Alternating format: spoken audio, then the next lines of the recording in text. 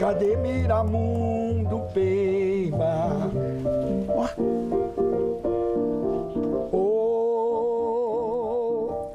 Cadê Miramundo Peiba? Viado no mato corredor. Cadê meu mano caçador? Cadê caboclo ventania? Esse caboclo é o nosso guia. Bom, vamos então abrir a nossa noite ampliando os nossos conhecimentos sobre o orixá mais popular do Brasil. Aí em Cuba também. Em Cuba também, aliás, o único que tem festas públicas e feriados em sua homenagem, que é Iemanjá. Quem nos ajuda nessa é esse antropólogo e professor formado em Ciências Sociais pela PUC de São Paulo, onde atualmente cursa o doutorado, em Ciências Sociais, com ênfase em Antropologia, que é uma coisa que eu adoro, Antropologia. Ele também é colunista da revista Carta Capital. Boa noite, pai. Rodney de Oxóssi. Arô? Salve, Oxóssi, obrigado, nosso pai. Salve, Oxóssi. Tudo bem, querido? Tudo ótimo. Obrigado por ter vindo. O prazer é meu, Rodney. Bom, vamos começar a nossa história falando que a gente está comemorando hoje o dia de Iemanjá, a Rainha do Mar. Isso. Afinal, qual é a história dessa deidade, dessa deusa que é tão cultuada no nosso país? Iemanjá é uma deusa do povo Yorubá. É cultuada principalmente na região de Abeokuta, na Nigéria. E, por incrível que pareça, não é originalmente uma divindade do mar, é uma divindade do rio. De um rio que corre para o mar, que é o rio Ogum, que fica nessa região da Nigéria e na cidade de Abeokuta, que é cortada por esse rio. Por conta dessa travessia, a gente sabe que os deuses existem porque os homens existem. E, na medida que os iniciados para a divindade do mar, que na verdade é o Olokun, desapareceram, o culto ao Olokun também no Brasil não conseguiu predominar. Mas continua em Cuba. Em Cuba tem um culto muito intenso ao Olokun, exatamente, que é considerado em algumas tradições um orixá masculino e em outras um orixá feminino. E é a verdadeira divindade dos oceanos, do mar. E Iemanjá é a senhora das águas que vem de Olokun, e que vão para Olokun, as senhoras das águas que correm para o mar, é Iemanjá. Então, na verdade, Iemanjá é um orixá do rio, tanto que a saudação de Iemanjá é Odo-Iá, que Odo em Yorubá é rio, Iá é mãe, a mãe do rio. E onde fica Mamãe Oxum nessa história aqui? Mamãe dos Oxum, rios e da cachoeira? Mamãe Oxum, que é filha de Iemanjá, como todos os orixás são filhos de Iemanjá. E Mamãe Oxum é a divindade mais nova, a mais jovem, que está ligada à água das nascentes, que está ligada à água doce que corre suavemente. E Iemanjá está mais ligada a essa água que vai na direção do oceano. Agora, ela foi ligada ao mar, porque, primeiro, não tinha Olokun, O Olokun foi o culto ao Olokun não prevaleceu no Brasil, portanto, tinha que ter uma divindade para o mar. E o mar tem uma ligação muito forte com o povo ancestral Yorubá e com o povo negro de uma maneira geral, porque, afinal de contas, todos os nossos antepassados chegaram pelo oceano na mais triste condição que um ser humano pode ser submetido. Seguramente, seguramente. Bom, antes de mais nada, aí é eu, Mamãe Oxum. Aí é eu. E é interessante porque toda a festa de Iemanjá começa, na verdade, com Oxum. Antes do presente de Iemanjá, no dia 2 de fevereiro, à meia-noite se faz o presente para Oxum no dique do Tororó, em Salvador.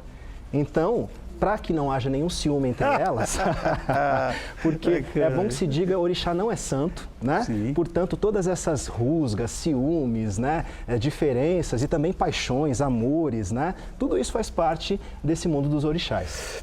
Bom, mas por que Iemanjá é considerada a mãe de todos? Primeiro, porque ela é a mãe de todas as cabeças, E a tradução do nome de Iemanjá, Ieye Omo Ejá, a mãe cujos filhos são peixes, obviamente que tem uma tradução imediata, ela é de fato a mãe dos peixes, de todos os seres que habitam o oceano, mas quando a gente traduz o peixe como um ser que tem o oceano como o universo da liberdade, um universo grandioso onde ele pode circular livremente, Então, Iemanjá, na verdade, ela representa a função social da maternidade, mas ela é a mãe do adulto. E Oxum, por exemplo, é a mãe da criança. Isso. E Iemanjá é a mãe do adulto. Então, ela prepara as cabeças para enfrentarem o mundo, Assim como o peixe tem um oceano pela frente, um ser humano, quando cresce, também tem um mundo para conquistar.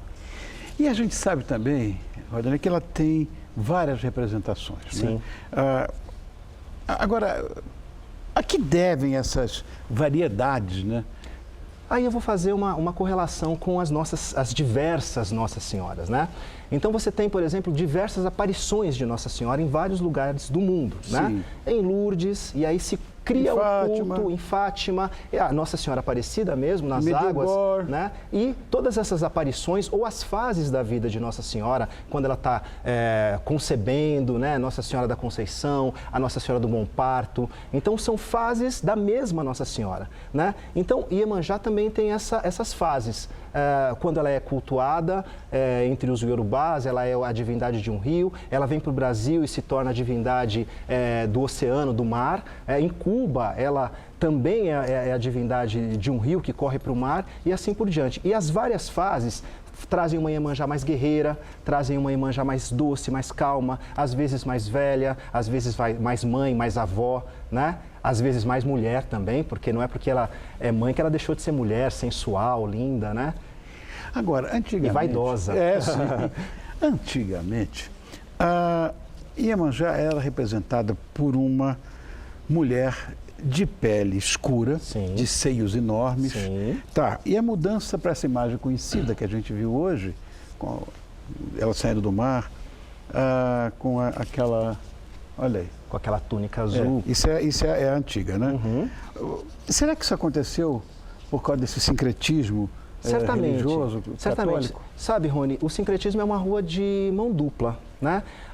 Se você coloca duas pessoas de culturas diferentes, dois povos diferentes para conviver, ou um sai dizimado ou eles vão sincretizar, porque é uma forma de interagir e de continuar, né, se produzir. Essa Iemanjá, por exemplo, que a gente vê, ela tem símbolos de várias culturas, né? Da cultura negra, essa estrela, esse diadema em forma de estrela, que remete à espiritualidade. Ela tem esses cabelos longos, e aí a gente fala da figura de Janaína, que estava muito presente entre os índios. Então, essa figura, ela remete muito à mãe do Brasil, a grande mãe do Brasil, a grande mãe dos brasileiros, porque ela consegue ter nessa imagem, né,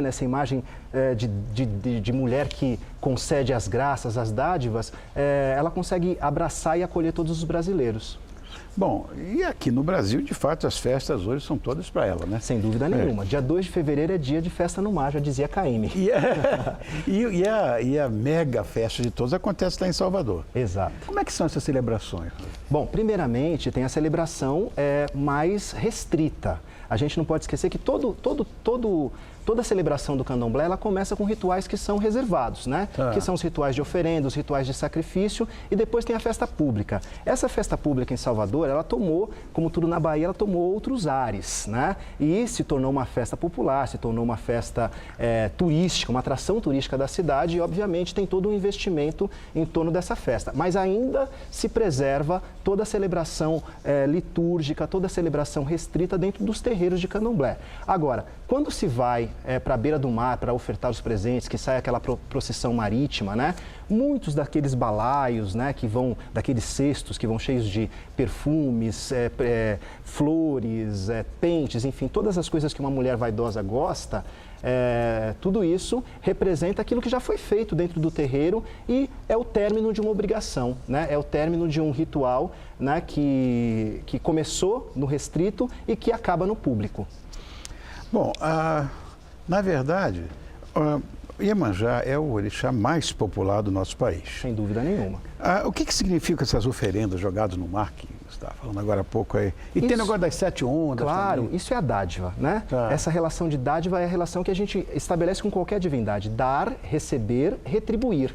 Né? Então, os devotos têm essa relação com Iemanjá. Eles dão um presente, esperando receber uma graça, ou voltam para agradecer pela graça alcançada. Então, essa relação, né, que é estabelecida não só no dia 2 de fevereiro, mas também no dia 31 de dezembro, quando a grande maioria dos devotos ou não devotos de Iemanjá vão de branco para as praias e têm o hábito de jogar flores ao mar, têm o hábito de pular 7 ondas, e esse ritual de pular 7 ondas está ligado muito mais à Umbanda do que ao Candomblé. O 7 é um número cabalístico, como a gente bem sabe, mas existem as 7 linhas da Umbanda, né?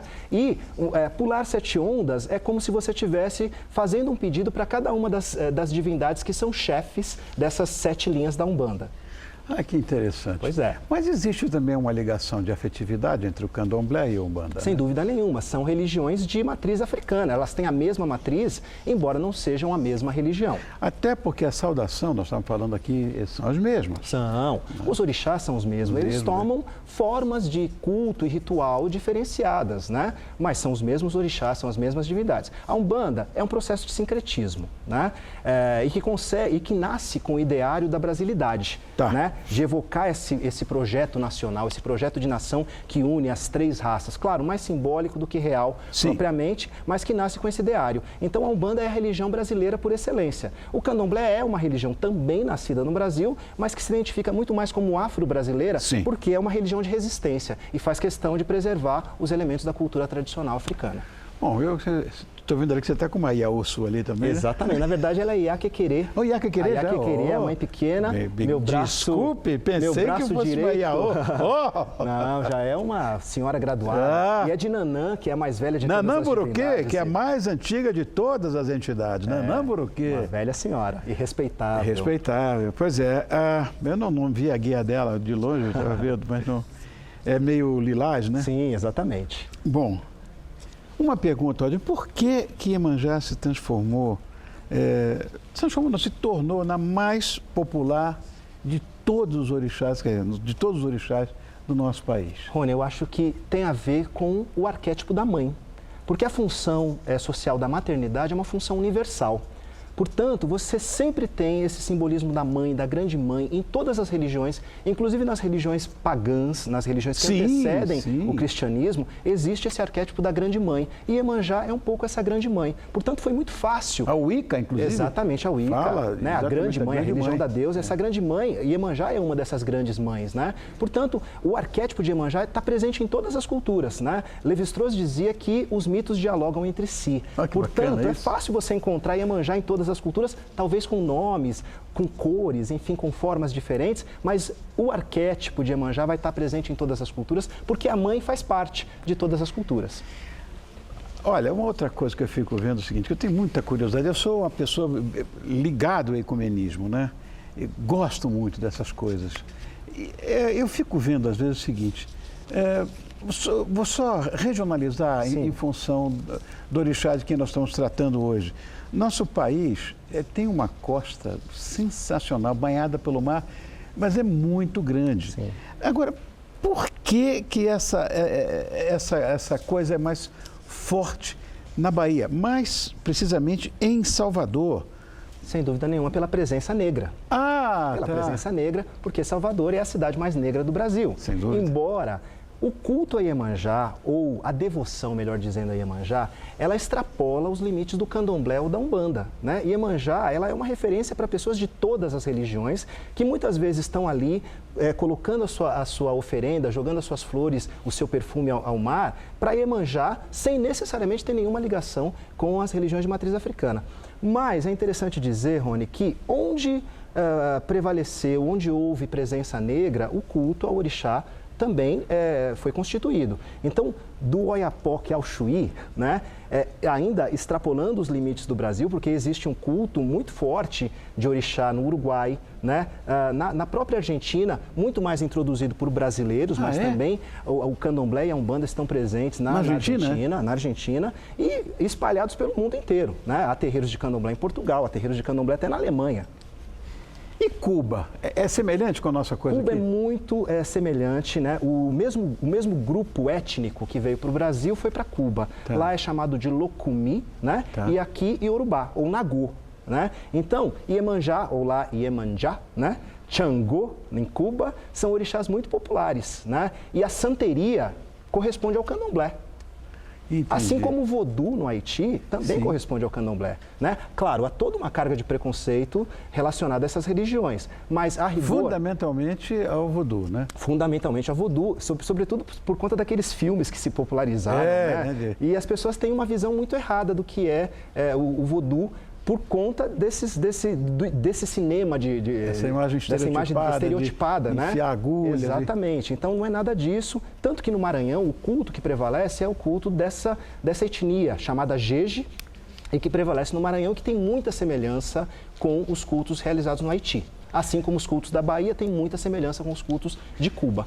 Olha, eu vou dizer, numa hora dessa, Rodney, que eu vejo como é importante essa sua ligação com a antropologia. Sem dúvida nenhuma. Não é? Porque é uma das ciências mais apaixonantes que existe. E sabe, Rony, eu saio do terreiro e vou para a academia, né? Que é um movimento muito importante, porque eram espaços negados, espaços que eram de difícil acesso para o nosso povo, né? Sobretudo o povo de terreiro, que é um povo que nunca teve vez nem voz.